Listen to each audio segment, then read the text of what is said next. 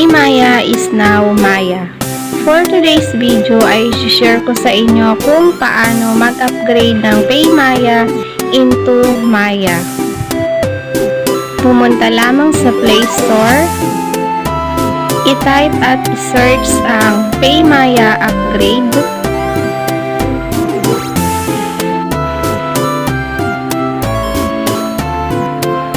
Makikita nyo ang Maya app, i-click ang update.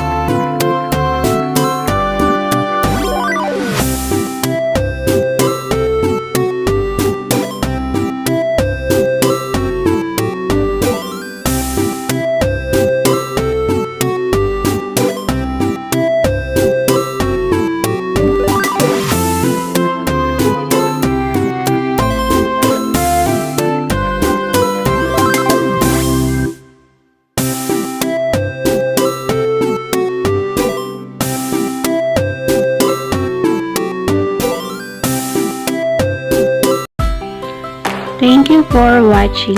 Kung bago ka pa lang sa aking channel at may natutunan ka sa video na ito, ay huwag mong kalimutang i-click ang like, subscribe at bell button para maging updated ka sa mga next videos na gagawin ko.